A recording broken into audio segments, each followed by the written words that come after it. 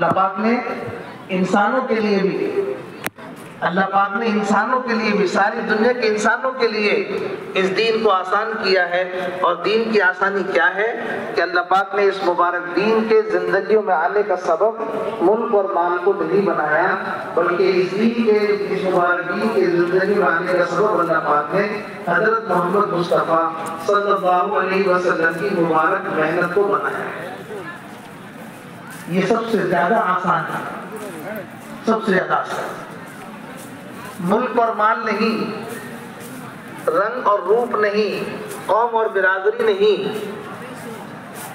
بلکہ اس مبارک دین کے زندگیوں میں آنے کا سبب قیامت تک حضرت محمد مصطفیٰ صلی اللہ علیہ وسلم کی مبارک محنت کو اللہ پاک نے بنایا۔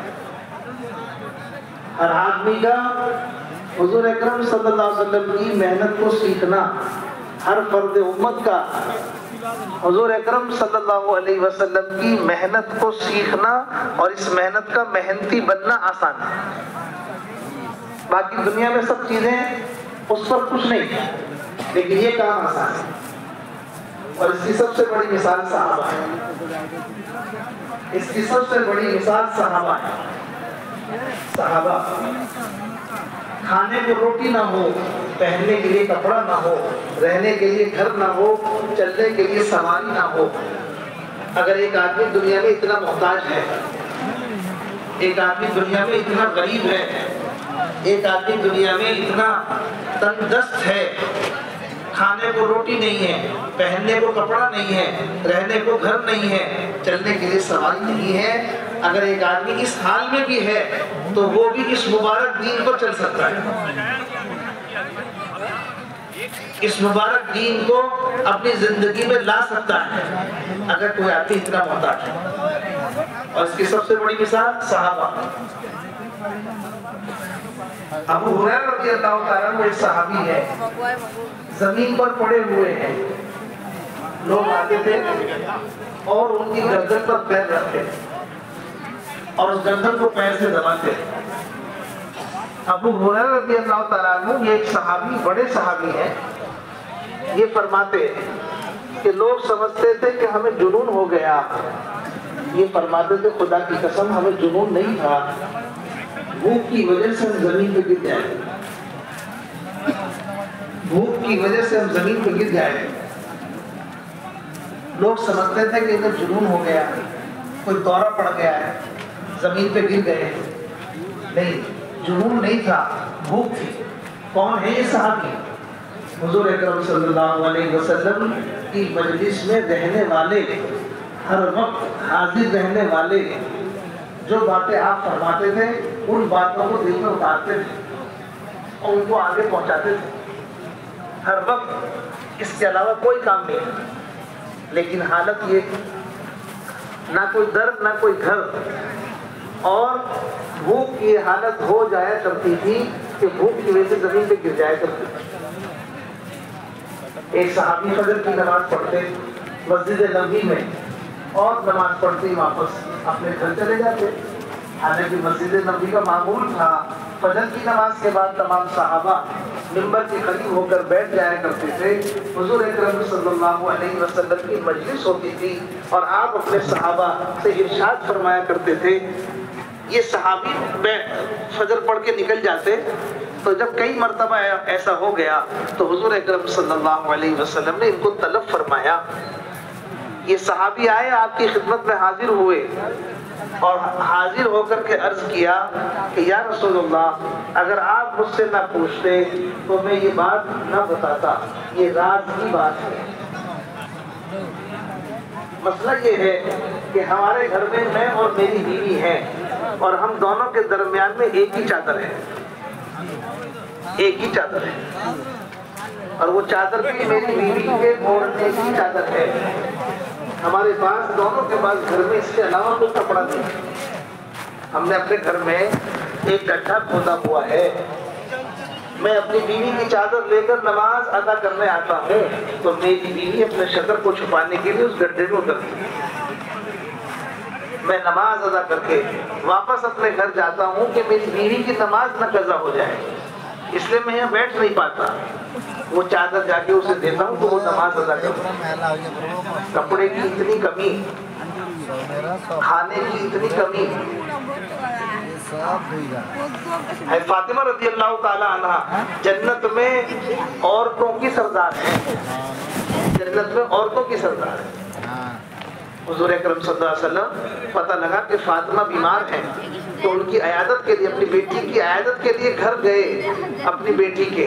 ایک صحابی آپ کے ساتھ تھے، آپ نے دروازے پر آواز دی، بیٹی نے کہا اندر سے کہ ابا جان میرے پاس کوئی کپڑا نہیں ہے جس سے میں پردہ کروں، میرے پاس کوئی کپڑا نہیں ہے۔ اللہ کے نبی نے اپنے کاندھے سے چادر اتار کے اندر ڈالی، بیٹی نے اس سے پردہ کیا اور آپ گھر میں داخل ہوئے تو بیٹی کا حال چال معلوم کیا۔ باپ ملنے آیا ہے اور بیٹی کی تکلیف ہے، جب باپ کو دیکھا تو بیٹی اپنے آپ کو روک نہیں سکی، آنکھوں سے آنسو جاری ہو گئے، رو کر کے کہا کہ پہلے تو بھوک تھی، کھانے کے لیے کچھ نہیں تھا، اب بیماری ہے لیکن علاج کے لیے کچھ نہیں ہے۔ لیکن جنت میں عورتوں کی سردار ہے، دنیا میں یہ آدم۔ سید الشہداء حمزہ رضی اللہ تعالیٰ عنہ جنت میں شہیدوں کے سردار ہیں۔ دنیا سے جانے کا وقت ہے لیکن اتنا کفن نہیں ہے، شہیدوں کے سردار ہیں جنت میں، لیکن دنیا میں اتنا کفن نہیں ہے کہ سر اور پیر دونوں ڈھک جائیں۔ سر کو ڈھکتے ہیں تو پیر کھل رہے ہیں، پیر کو ڈھکتے ہیں تو سر کھل رہا ہے۔ اللہ کے نبی نے ارشاد فرمایا ان کے سر پر کپڑا ڈھک دو، سر کی طرف سے کپڑا ڈھک دو اور پیروں کی طرف سے درختوں کے پتے ڈال دو۔ یہ تھی صحابہ کی زندگی۔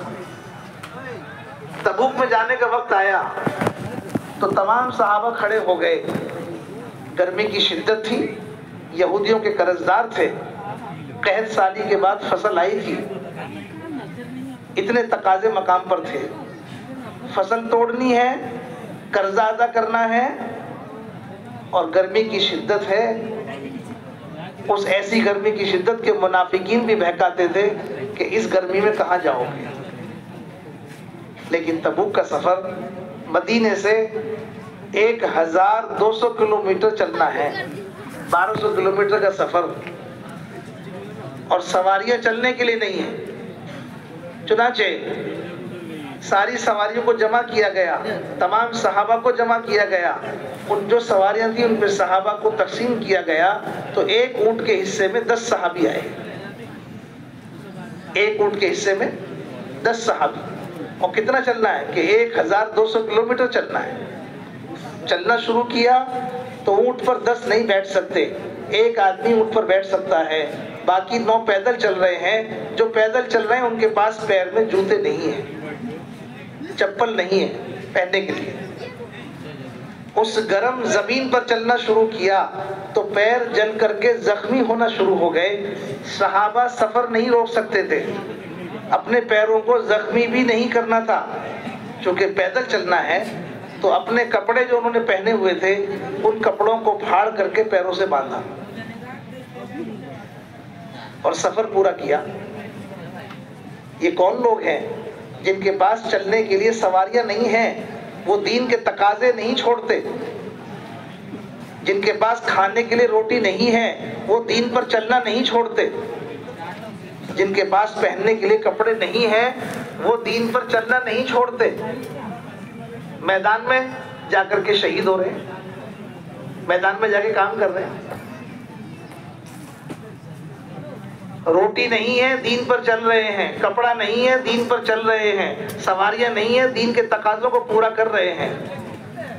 ہماری طرح نہیں ہے، ہم بھی دین کا کام کرتے، اگر ہمارے پاس مال ہوتا ہم بھی دین کے تقاضے پورے کرتے اگر ہمارے پاس آپ کی طرح سواری ہوتی۔ نہیں، اللہ پاک نے ایسے لوگوں کے اوپر اس دین کو مکمل کیا ہے جن کے پاس کھانے کے لیے روٹیاں نہیں تھی۔ یہ دین جو مبارک دین ہے ایسے لوگوں کی زندگیوں پر مکمل ہوا ہے جن کے پاس پہننے کے کپڑے نہیں تھے، بھوک اور فاقہ ان کی زندگیوں میں تھا۔ بھائیو دوستو بزرگوں، ایسے لوگ تاکہ قیامت تک کے آنے والے انسان اس بات کو سمجھ لیں کہ اس مبارک دین کا تعلق ملک اور مال سے نہیں ہے. کسی مسلمان کو اللہ پاک نے اس طرح محتاج نہیں بنایا دین کے بارے میں، نہ ملک کا نہ مال کا. ایسے صحابہ نے ایسے حال میں ان تمام چیزوں کے بغیر دین کو چل کے دکھایا، ان تمام چیزوں کے بغیر دین کے تقاضوں کو پورا کیا.